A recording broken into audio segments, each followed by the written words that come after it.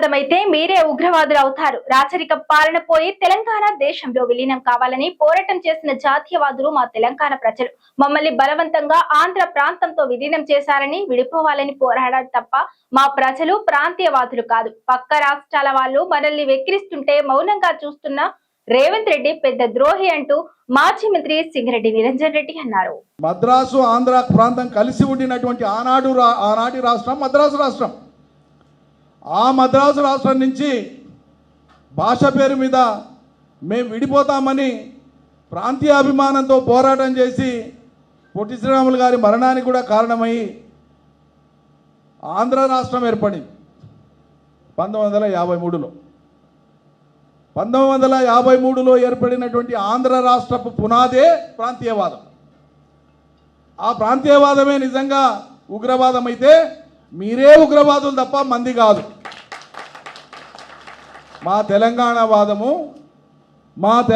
వాదము ముమ్మాటికి ఇదొక జాతీయవాదం, నిజమైన జాతీయవాదం తెలంగాణ వాదం. ఎందుకు తెలంగాణ 1948 వరకు భారతదేశంలో ఒక సర్వస్వతంత్ర సంస్థానంగా ఉన్నది, సర్వస్వతంత్ర రాజ్యంగా ఉన్నది, సర్వస్వతంత్రమైనటువంటి సైన్యాన్ని కలిగి ఉంది, సర్వస్వతంత్రమైనటువంటి ఒక నాణ్యాన్ని కలిగి ఉంది, ఒక కరెన్సీని కలిగి ఉంది, 100కు పైగా దేశాలలో రాయబారులు కలిగి ఉంది.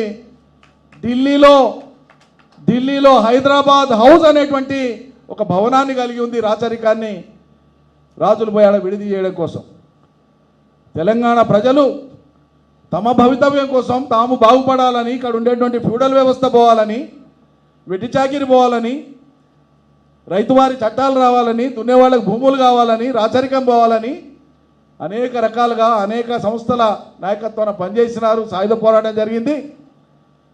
అంతిమంగా ఈ ప్రాంతం సంస్థానం కూడా మాకు దేశంలో విలీనం కావాలని, భారతదేశ విలీనం కోసం, జాతీయత కోసం పాటుపడినట్టు సమాజం తెలంగాణ సమాజం. వెధవా తెలంగాణ వాదాన్ని ప్రాంతీయవాదం అనేవాడని అంటే నాలుకలు వస్తాం.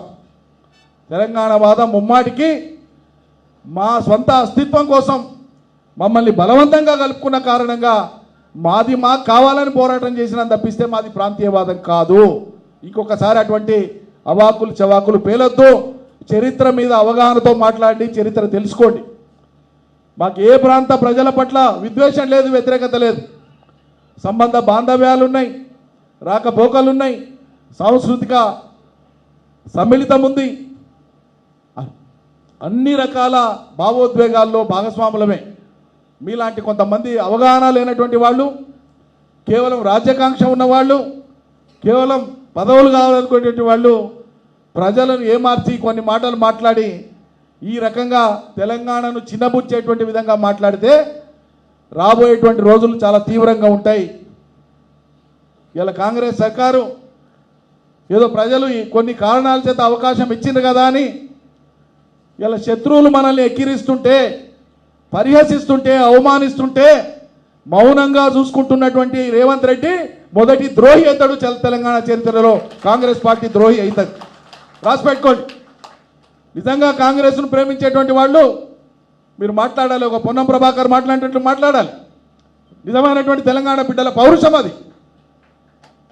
ఆయన ఒక్కడే మాట్లాడండి. మిగతా మంత్రులు నోళ్ళు పక్షవాదం వచ్చింది ఎందుకు మాట్లాడతలేరు? తెలంగాణకు అవమానం జరిగినాడు, మీరు ఏం పని చేస్తున్నారు? మాజీ ఎమ్మెల్యే బాల్కసుమను చంచల్గూడ జైల్లో పరామర్శించిన మాజీ మంత్రి ఎమ్మెల్యే జగదీష్ రెడ్డి, ఎమ్మెల్యే కాలేరు వెంకటేష్ దేశంలో ఎన్ని రకాల శిక్షలు ఉండాలో అన్ని రకాల శిక్షలు పెట్టి అక్రమ కేసులో మా మాజీ ఎమ్మెల్యేను అరెస్టు చేశారు. కోర్టే స్వయంగా మొట్టికాయలు వేసి ఆ సెక్షన్లు తీసివేయాలని చెప్పింది అంటూ మాజీ మంత్రి ఎమ్మెల్యే జగదీష్ రెడ్డి అన్నారు. మీడియా మిత్రులందరూ నమస్కారం. ఈరోజు అక్రమ కేసులు పెట్టి ఈ చంచల్గూడ జైల్లో నిర్బంధించిన మా మిత్రుడు, మా ఉద్యమ సహచరుడు, మాజీ పార్లమెంట్ సభ్యుడు, మాజీ శాసనసభ్యుడు బాల్కసుమన్ను కలవడానికి ములాఖత్ కొరకు ఈరోజు టీఆర్ఎస్ పార్టీ నుంచి మేము రావడం జరిగింది. అంబర్పేట ఎమ్మెల్యే కాలేరు వెంకటేష్ గారు, మా విద్యార్థి విభాగం అధ్యక్షుడు కె శ్రీనివాస్ గారు, ఇతర నాయకులు కలిసి ఈరోజు ఇక్కడికి ములాఖాత్ రావడం జరిగింది. సో ఈ కేసు చూసినప్పుడు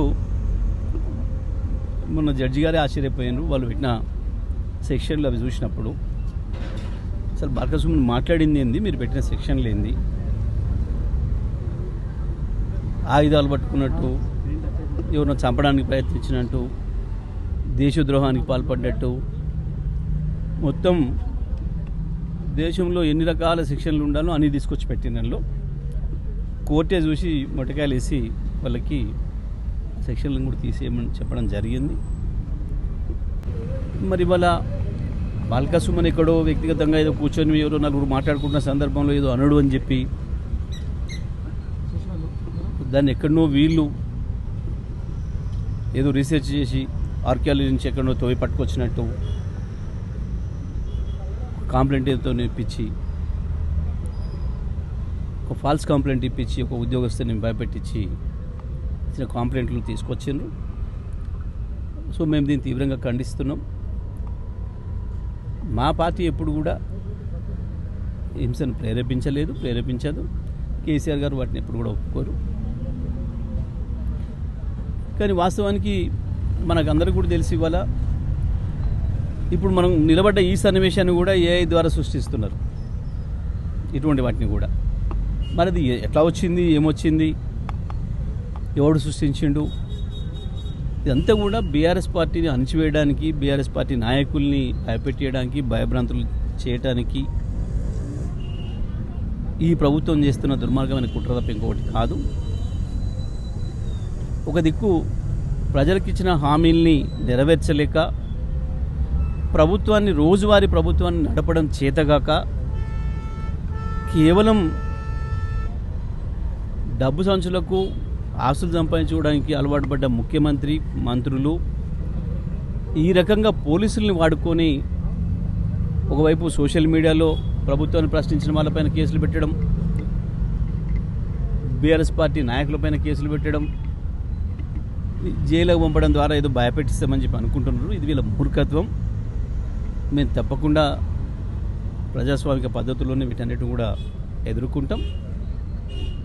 తప్పకుండా చట్టం ద్వారానే, న్యాయస్థానం ద్వారానే మేము న్యాయం పొందుతాం, అందులో సందేహం లేదు. కోమటిరెడ్డి వెంకటరెడ్డికి తలసాని శ్రీనివాస్ యాదవ్ సవాల్ విసిరారు. పవన్ కళ్యాణ్ ఏదో మాట్లాడితే ఆంధ్ర వాళ్లకు ఎవరికి ఒక కాంట్రాక్ట్ కూడా ఇవ్వము, కావాలంటే చట్టం తెస్తాను అని కోమటిరెడ్డి వెంకటరెడ్డి అన్నాడు. నీ ముఖ్యమంత్రిని ఒప్పించి ఆ చట్టం తెస్తే నేను రాజీనామా చేయడానికి రెడీ అంటూ మాజీ మంత్రి ఎమ్మెల్యే తలసాని శ్రీనివాస్ యాదవ్ సవాల్ విసిరారు. నిన్న కోమటిరెడ్డి వెంకటరెడ్డి ఒక స్టేట్మెంట్ ఇచ్చాడు. పవన్ కళ్యాణ్ ఏదో జరిగినప్పుడు ఆయన నిన్న మాట్లాడిన దానికి ఆంధ్రలో ఒక్క కాంట్రాక్ట్ కూడా ఇయ్యము, దానికి కావాలంటే చట్టం తెస్తా. నేనన్నా నువ్వు ఇట్లా చట్టం తెస్తే కోమటిరెడ్డి నీ ముఖ్యమంత్రిని ఒప్పించి తెస్తే నేను రాజీనామా చేయడానికి సిద్ధంగా ఉన్నా. నీకు దమ్ముంటే నువ్వు రా. ఏది మాట నిలుపుకునే పరిస్థితిలో ఈ ప్రభుత్వం లేదు. అడ్డగోలు మాటలు. కడుపులో కత్తులు పెట్టుకుని పెదవులపై చిన్నవి పెట్టుకునే అలవాటు నాకు లేదు, అందుకే నాకు అహంకారం అంటారేమో కానీ నేను అహంకారం చూపిన సంఘటనలు చెప్పమంటే ఎవరు చెప్పరు, ఉన్నది ఉన్నట్టు మాట్లాడితే ఎవరికి నచ్చదు కదా, అందుకే అహంకారం అనుకుంటారు అంటూ కేటీఆర్ అన్నారు. ఇంటర్వ్యూలో సార్ చెప్పండి, మీకు అహంకారం అనుకుంటున్నారు అంటున్నారు కదా, ఎప్పుడన్నా ఆలోచిస్తారా మరి ఎందుకు అనుకుంటున్నారు ఇట్లా జనాలని? డెఫినెట్గా అనుకుంటా సార్. ఎందుకంటే కొన్ని మ్యానుఫ్యాక్చరింగ్ డిఫెక్ట్స్ ఉంటాయి. నాకు బాడీ లాంగ్వేజ్ ప్రాబ్లమ్. ఎందుకంటే నాకు ఎక్కువ చెప్తుంటారు మిత్రులు, నవ్వుతూ మాట్లాడండి. నాకు అట్లా లేని నవ్వులు పెట్టుకొని కొద్దిగా పనిచేయడం కష్టం. కడుపులో కత్తులు పెట్టుకొని పెదవుల మీద చిరునవ్వులు పెట్టుకునే ఆ తెలివితేటలు తెలంగాణ వాడిని కదా, అవి లేవు నాకు. కాబట్టి మేబీ అందుకే అనుకుంటారేమో. అంటే కొన్ని సందర్భాల్లో నిజం నిక్కచ్చిగా చెప్తే కూడా కొంతమందికి నచ్చదు. నేను ఎక్కడ ఏం అహంకారం చూపెట్టాను, పోనీ ఒక ఉదంతం చూపెట్టండి అంటే ఎవరు చెప్పరు, కానీ నీకు అహంకారం ఎక్కువ. అట్లా పర్లేదండి, అలవాటైపోయింది ఇప్పుడు. గతంలో ఒక కార్యక్రమంలో జంజెట్ ఉద్యమం వస్తుందని అంటే అందరూ నవ్వారు. ఈ రోజు సిజేఐ గారు అన్న ఒక మాటను పట్టుకుని కాక్రోచ్ జనతా పార్టీ అని పెడితే సోషల్ మీడియాలో బీజేపీ కంటే ఎక్కువ ఫాలోవర్స్ ఉన్నారు. ఖచ్చితంగా యువతలో బీజేపీ ప్రభుత్వంపై నిరాశ ఉంది అన్నారు కేటీఆర్. 6 నెలల కింద ఎన్డీటీవీ వాళ్ళకి ఈవెంట్ పెడితే అక్కడ మన బాంబేలో నేను అనింటి జెన్జీ ఉద్యమం ఇక్కడ కూడా వస్తుందా నేపాల్ తరహాలో అంటే రావచ్చు, పెద్ద అదే అంత కష్టతరం కాదు, మీరు అనుకున్నంత గొప్పగా ఏం లేదు బీజేపీ ప్రభుత్వం అని చెప్పిన. చెప్తే అక్కడ ఉన్న వాళ్ళంతా నవ్వినరు, రకరకాలుగా హెకిల్ చేసినారు. కానీ వాళ్ళు చూడండి ఏమవుతుంది, కాక్రోచ్ జనతా పార్టీ అని పెట్టి ఒక మాట సిజేఐ గారు ఏదో అంటే ఆ మాట మీదకి వెళ్ళి ఒక పార్టీ పెడితే సరే ఆన్లైనే కావచ్చు, అది ఆఫ్లైన్ లేకపోవచ్చు, కానీ దానికి ఇప్పుడు 14 మిలియన్ ఫాలోవర్లు. భారతీయ జనతా పార్టీ కంటే ఎక్కువ ఫాలోయింగ్ ఉంది ఇప్పుడు దానికి సోషల్ మీడియాలో. కాబట్టి పిల్లల్లో ఉన్న నిరాశ, మీరు బాగా ఫాలో అవుతున్నారా, 22 మిలియన్ అట. సో నేనేమంటున్నానంటే పిల్లల్లో ముఖ్యంగా యంగ్స్టర్స్లో ఒక నిరాశ, ఒక నిస్పృహ ఉంది, అందులో అనుమానం అక్కర్లేదు. ప్రభుత్వాల మీద విసుగు ఉంది, ప్రభుత్వాల మీద కోపం ఉంది. దాన్ని ఎవరు ఛానలైజ్ చేసుకుంటే వాళ్ళు నెగ్గుతారు. అది కాక్రోచ్ జనతా పార్టీయా, భారతీయ జనతా పార్టీయా, భారత రాష్ట్ర సమిత, భవిష్యత్తు చెప్తుంది. అంతకంటే ఏం చెప్పాలి. తుమ్మిడిహట్టి అనేది రేవంత్ రెడ్డి డైవర్షన్ గేమ్. ఇప్పుడు అతను కూర్చుంటున్న ఆఫీస్ లోనే గతంలో మహారాష్ట్ర ప్రభుత్వాలు తుమ్మిడిహట్టి ప్రాజెక్టు 152 మీటర్ల ఎత్తు పెంచడానికి ఒప్పుకోము అని రాసిన లేఖలు ఉన్నాయి. కేంద్రంలో రాష్ట్రంలో కాంగ్రెస్ ప్రభుత్వం ఉన్నప్పుడే తుమ్మిడిహట్టి ప్రాజెక్టును ఒప్పించలేకపోయారు. అంత పట్టుదల ఉంటే పోయి మహారాష్ట్ర సీఎం ఇంటి ముందు నిరాహార దీక్ష చేయండి అన్నారు కేటీఆర్ గారు. ముఖ్యమంత్రి గారు ఆడే డైవర్షన్ గేముల్లో తుమ్మిడిహట్టి ప్రాజెక్ట్ ఒకటి. 2.5 ఏళ్ళు అయిపోయిందండి వాళ్ళ ప్రభుత్వం, 50% టైం అయిపోయింది, ఇంటర్వెల్ అయిపోయింది సినిమాకి. చేసేది ఉంటే ఎప్పుడో చేయాలి కదా, ఎందుకు చేయలేదు? ఇంకోటి ముఖ్యమంత్రి గారికి తెలియదా, ఆయన ఆఫీస్లోనే లేఖలు ఉన్నాయి. గతంలో దేవేంద్ర ఫడ్నవీస్ గారి కంటే ముందు పృథ్వీరాజ్ సింగ్ చౌహాన్ అని ఒక ఆయన ముఖ్యమంత్రి ఉండేది ఆ మహారాష్ట్రకి, కాంగ్రెస్ ముఖ్యమంత్రి. ఇక్కడ కిరణ్ కుమార్ రెడ్డి గారు ముఖ్యమంత్రిగా ఉన్నారు అప్పుడు 2013 ప్రాంతంలో. కాంగ్రెస్ పార్టీ ఢిల్లీలో కూడా అధికారంలో ఉంది యూపీఏ రూపంలో. సో ఆంధ్రప్రదేశ్లో కాంగ్రెసే ఉండే, మహారాష్ట్రలో కాంగ్రెసే ఉండే, కేంద్రంలో కూడా కాంగ్రెసే ఉండే. ఆ రోజే తుమ్మిడిహట్టి గురించి పృథ్వీరాజ్ సింగ్ చౌహాన్ గారు ఉత్తరం రాసినారు. మేము ఏ పరిస్థితుల్లో కూడా 152 మీటర్లకు ఒప్పుకోము, ఏ పరిస్థితుల్లో కూడా ఒప్పుకోము, ఇప్పటిదాకా మీరు పెట్టిన ప్రతి రూపాయి ఖర్చు కూడా నిష్ఫలం అవుతుంది, ఇన్ఫ్రక్షియస్ ఎక్స్పెండిచర్ అవుతుందని చెప్పి కాంగ్రెస్ ముఖ్యమంత్రి ఉత్తరం రాసిండు. తర్వాత మేము వచ్చిన తర్వాత మేము కూడా ప్రయత్నం చేసాం. మొదటి 9 నెలలు కేసీఆర్ గారు స్వయంగా, హరీష్ రావు గారు స్వయంగా అక్కడ ఇరిగేషన్ మంత్రి గారితో, అక్కడ ముఖ్యమంత్రి గారితో పోయి కలిసి రిక్వెస్ట్ చేసి, సార్ మా ప్రాంత ప్రజల ఆకాంక్ష ఇది ఒప్పుకోండి అంటే దేవేంద్ర ఫడ్నవీస్ చెప్పిన మాట ఏంటంటే, ఈ ప్రాజెక్ట్ కట్టొద్దు, ముంపుకు గురయ్యేది నా ప్రాంతమే అని చెప్పి నేనే పోరాటం చేసిన, నేనెట్లు ఒప్పుకుంటానండి, సమస్య లేదు, 152 మీటర్లు ఒప్పుకునే సమస్య లేదన్నాడు. ఇదంతా రేవంత్ రెడ్డికి తెలుసు, తెలియక కాదు. ఇప్పుడు ఏంది డ్రామా? తుమ్మిడిహట్టిని ఆయన కట్టినట్టు ఎవరన్నా నాకు తెలియక అడుగుతా, పక్క రాష్ట్ర ముఖ్యమంత్రి అపాయింట్మెంట్ ఇవ్వడండి అని అడిగితే, అడిగే పద్ధతులు అడగాలి. నువ్వేదో ఉత్తరం రాసినా కాదు కదా, నువ్వు పోయి అడుగు, కలువు. ఒక్కటి మాత్రం పక్కా బ్రదర్, రేవంత్ రెడ్డి చేసే ఏ పనిలో చిత్తశుద్ధి ఉండదు. కేవలం డ్రామా, డైవర్షన్ తప్ప ఏది ఉండదు. డ్రామా, డైవర్షన్, డిస్ట్రక్షన్, ఇది మాత్రమే ఆయనకు తెలుసు. తుమ్మిడిహట్టి ప్రాజెక్ట్ నిజంగా కట్టాలన్న చిత్తశుద్ధి ఉంటే పోయి ధర్నా చేయి, బాంబేలో కూర్చో, ఆయన ఇంటి ముంగట ధర్నా చేయి, నిరాహార దీక్ష చేయి, కదలకు. ఎవరొద్దన్నారు నిన్ను? ఇది ఏది చేయకుండా ఏదో చేసినట్టు భ్రమ కల్పిస్తూ చూద్దాం ఏం చేస్తారు. తెలంగాణ ఖచ్చితంగా ఈ భూమి పుత్రుల జాగిరే అంటూ పవన్ కళ్యాణ్ కు కౌంటర్ ఇచ్చారు కేటీఆర్. మీ అయ్యే జాగీరా?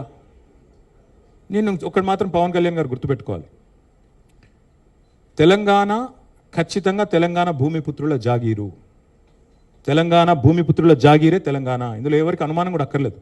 100% ఈ నేల కోసం కష్టపడ్డ వాళ్ళు, ఈ నేల కోసం పోరాటాలు చేసిన వాళ్ళు, ఈ నేల కోసం త్యాగాలు చేసిన వాళ్ళు, నెత్తురుతో తడిచిన నేల ఇది. ముమ్మాటికి తెలంగాణ ఈ భూమిపుత్రులు, ఇక్కడున్న 4 కోట్ల మంది జాగీరిది. కానీ మీరు రండి, ఇక్కడే ఉండండి, మీ కుటుంబాలు ఇక్కడే ఉన్నాయి, మీ వ్యాపారాలు ఇక్కడ ఉండండి, ఎవరొద్దన్నారు? 10-12 ఏళ్లలో ఎక్కడన్నా చిన్న సమస్య వచ్చిందండి? నేను అడుగుతా ఉన్నా, మా దృక్పథం ఎట్లాంటిది అంటే, వైజాగ్ స్టీల్ ప్లాంట్ను ప్రైవేటీకరిస్తున్నారు మోడీ ప్రభుత్వం అంటే మేము మద్దతు పలికాం. తప్పు ఇది మీరు చేస్తుంది, పబ్లిక్ సెక్టర్ అండర్టేకింగ్స్ని కాపాడాలని రిక్వెస్ట్ చేశాం. That is our philosophy. ఇది ఇవాల్టి బులెటిన్. మరో బులెటిన్ లో మళ్ళీ కలుద్దాం. Stand 24 news.